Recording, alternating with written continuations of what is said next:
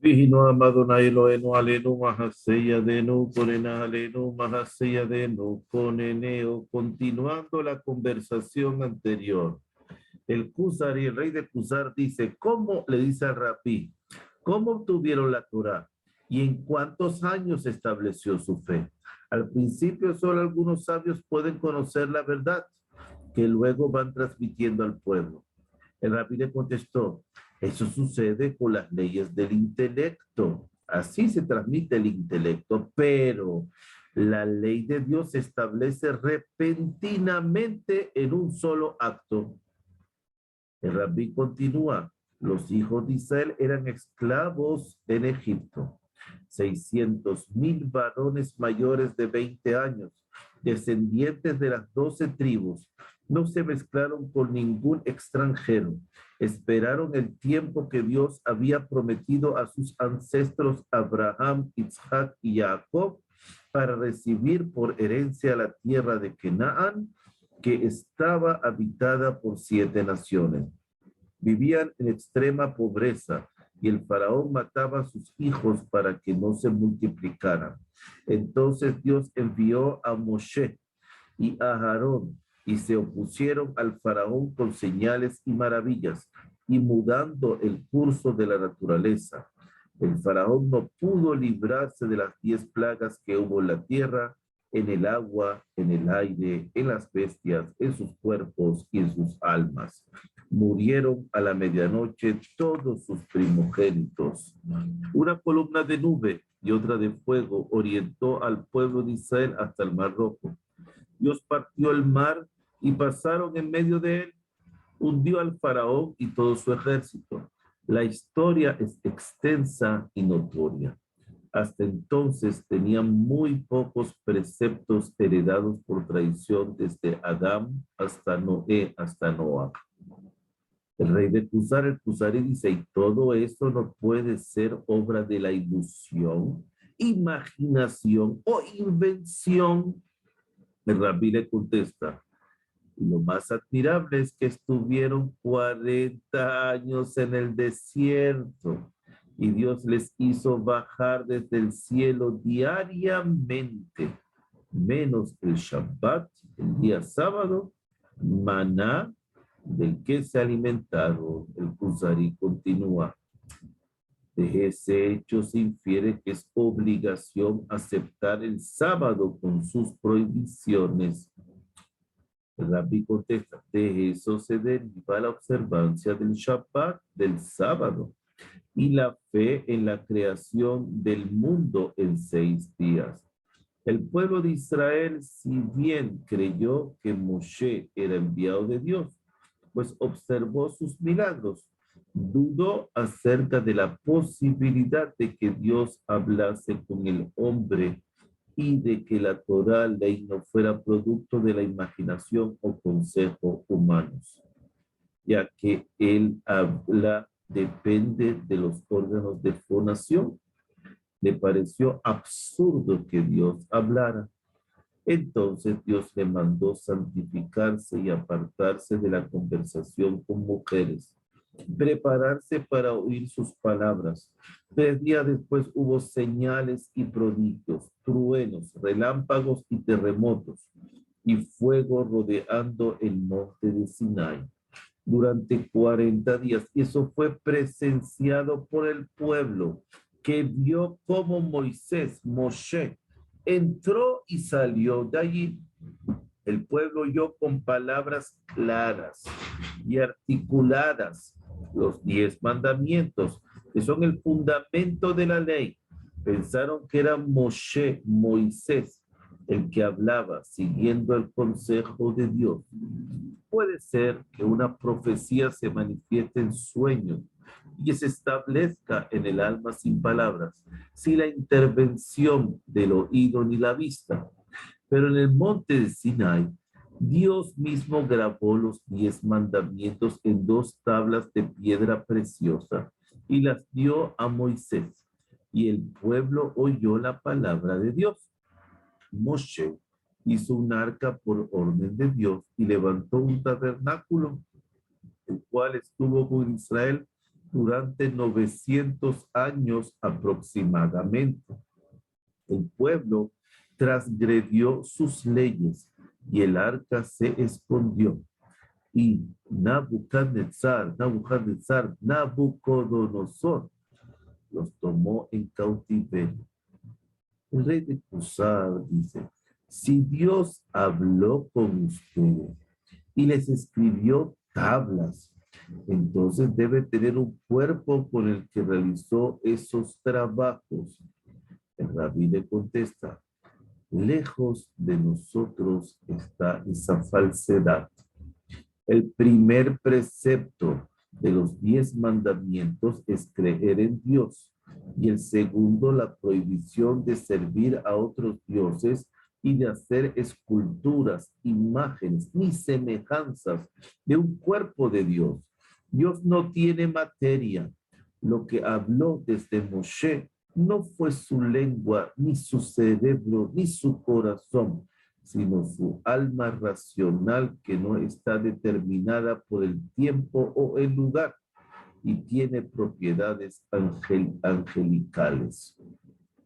Del mismo modo que Dios creó el cielo, también creó las tablas de la ley y partió el mar sin la necesidad de instrumentos, sino solamente por su palabra y su voluntad. Del mismo modo, se formó el aire. Del mismo modo, se formó el aire que penetraba en los oídos de Moshe, transmitiendo el mensaje de Dios al pueblo. El rabí continuaba.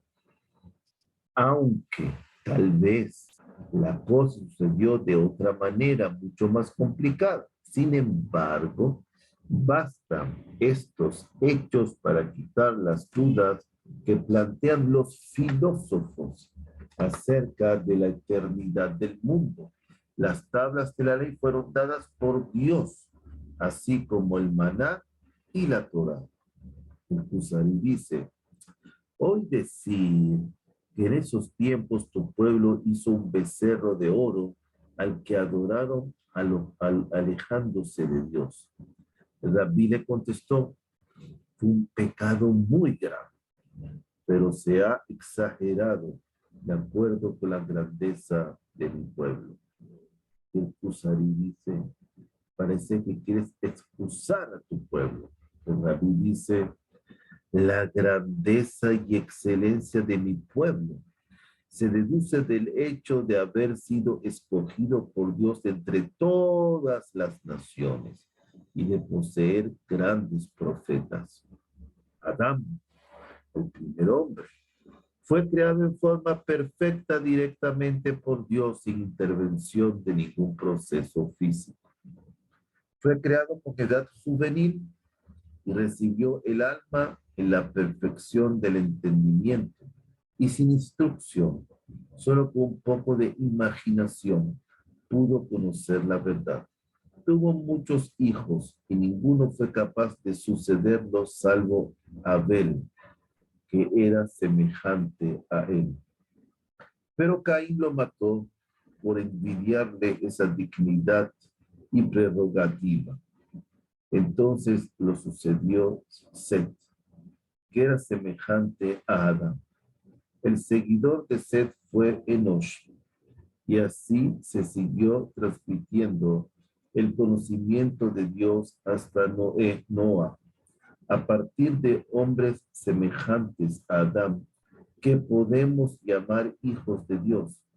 Fueron hombres perfectos en su creación, en larga vida, en ciencias y fuerzas. Algunos de estos hombres no tuvieron comunicación con Dios, como el caso de Tera, pero su hijo Abraham, que fue discípulo de su abuelo Heber, recibió la tradición acerca de Dios.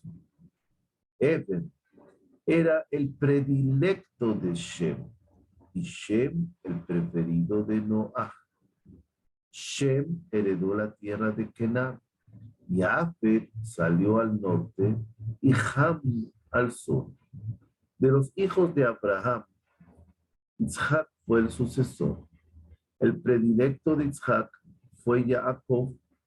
Los hijos de Jacob todos fueron dignos de recibir el conocimiento de Dios y todos heredaron la tierra de Canaán. Dios los guardó y los multiplicó en Egipto. Y del mismo modo que crece un árbol de buena raíz hasta que se produce un fruto perfecto similar al que fue plantado originalmente, como Abraham, Isaac, Jacob y Yosef y sus hermanos. Asimismo fueron Moshe, Aharón y Miriam, Betzalel, Aholiab, las cabezas de las tribus y los 70 ancianos que fueron merecedores de la profecía. Y Yehoshua, hijo de Nun, y Caleb, hijo de Jefune, y Hur, hijo de Miriam, y otros muchos de la descendencia de Shem. Muchos recibieron la profecía y la luz divina, pero ninguno de la descendencia de Ham y Jafet tuvo tal dignidad. Muchas veces la providencia, la presencia divina, se transmitía del abuelo al nieto, sin que el padre tuviera acceso a la misma. De igual modo, vemos muchos hombres que son semejantes a sus abuelos y no a sus padres. Dice el Kuzari, ¿dónde queda la dignidad de Adán después del pecado del becerro de oro? El Rabí le contesta, todas las naciones de esa época adoraban ídolos y figuras.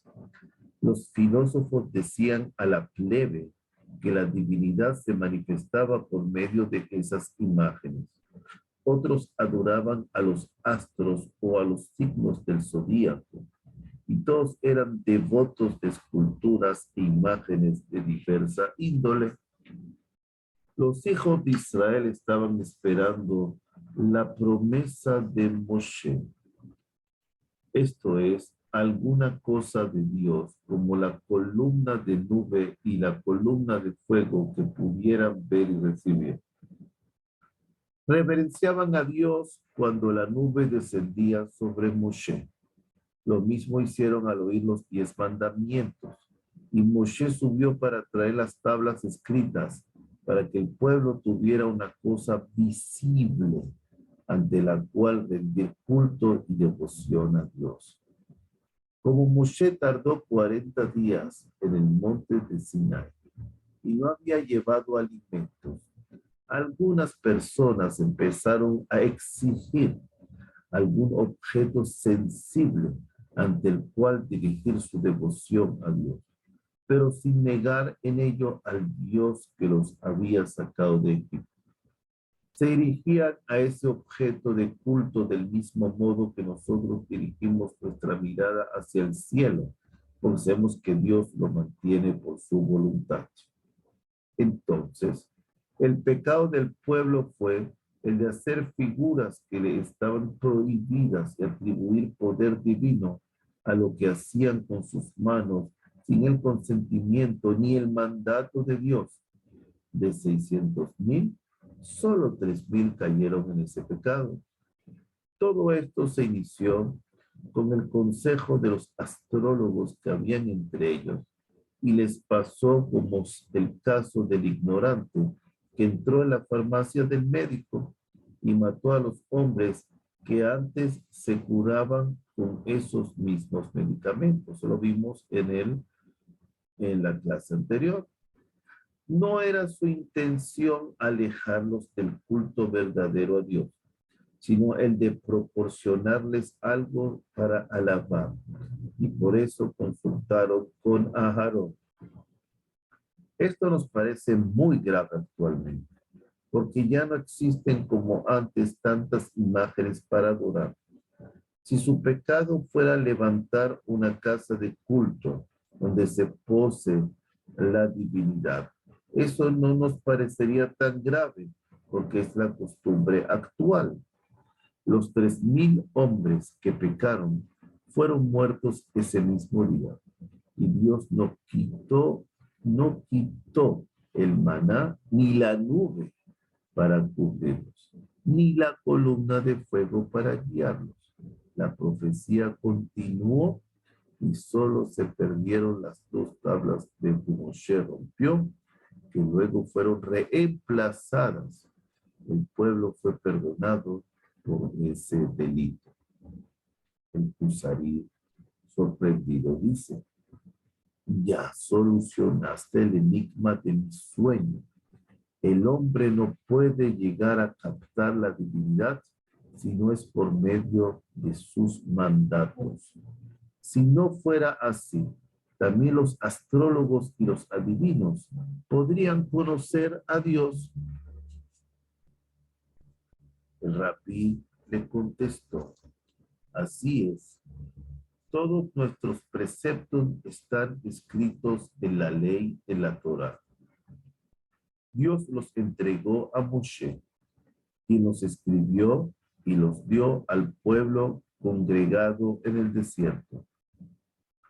Allí se menciona cómo realizar los sacrificios, qué hacer con cada miembro del animal muerto, qué partes se pueden comer y cuáles no, la forma de un tabernáculo, los rezos, etc. No hay en el culto de Dios consideración lógica, ni analogía, ni raciocinio. Pues si así fuera, los filósofos, con su ciencia y entendimiento, alcanzarían el doble que los hijos de Israel. El Kusarí sorprendido sigue: con semejantes hechos, el alma queda satisfecha. Estos hechos confirman la grandeza, la gloria y el honor de Moshe, un profeta que promete a los esclavos que serán liberados sin dilación, que conquistarán la tierra de Canaán, donde viven 7 naciones más poderosas que ellos, señalando a cada tribu anticipadamente cuál será su porción de tierra, con maravillosos milagros. Todo esto muestra la excelencia del pueblo a quien fue enviado Moshe.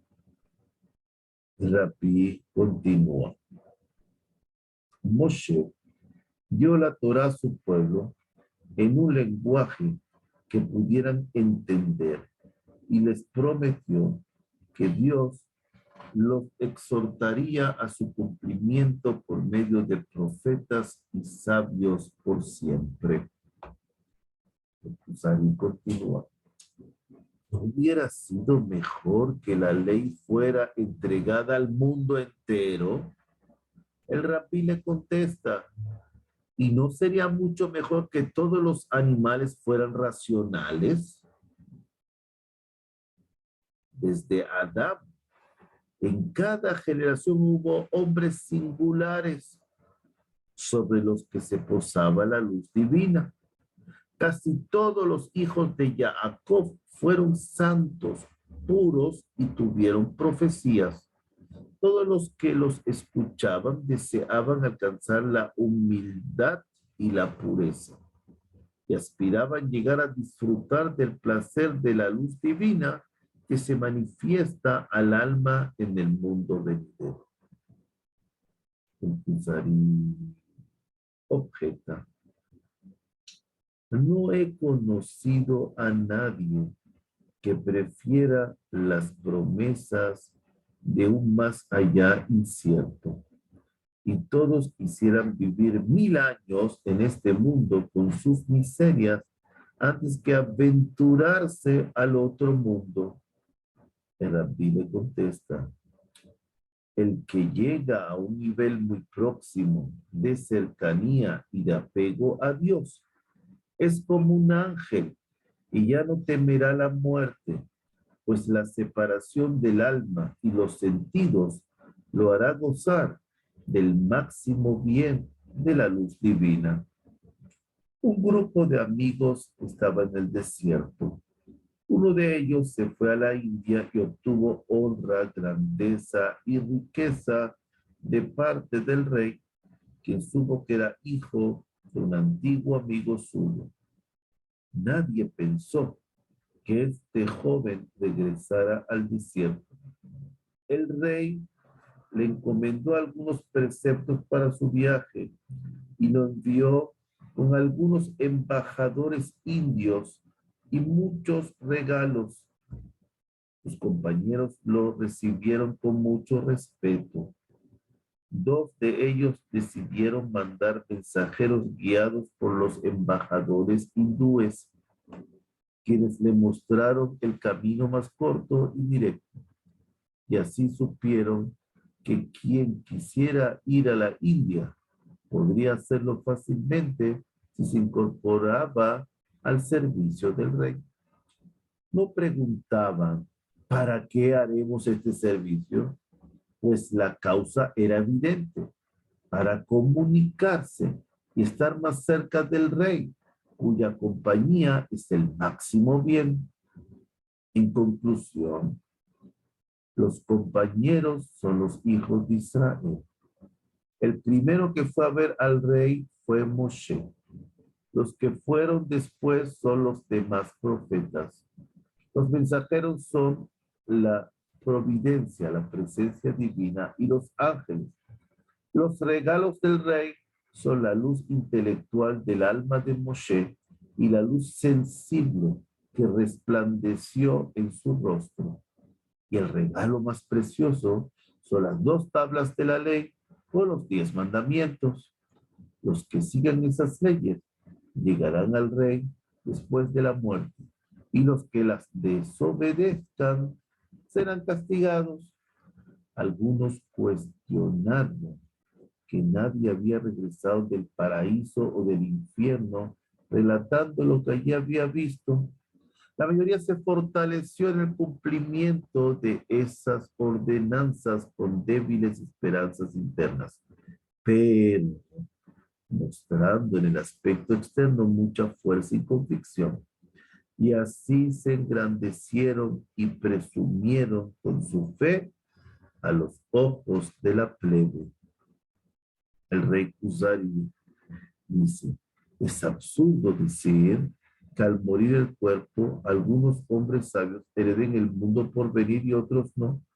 Absurdo pensar que el hombre pueda alcanzar la eternidad al pronunciar una palabra de la que tal vez no comprenda su sentido. Absurdo pensar en pasar de un estado bestial a uno angelical. El rabí le contesta, cada persona de cualquier nación que tenga buenas obras podría alcanzar la eternidad. Pero la verdadera felicidad está en apegarse a Dios en esta vida. Y eso es lo que conduce al mundo venidero. El rey Kusari dijo, preguntó más bien, ¿regulan el nivel que alcanzarán en el mundo venidero? ¿Son el bajo nivel que han alcanzado en este bajo mundo?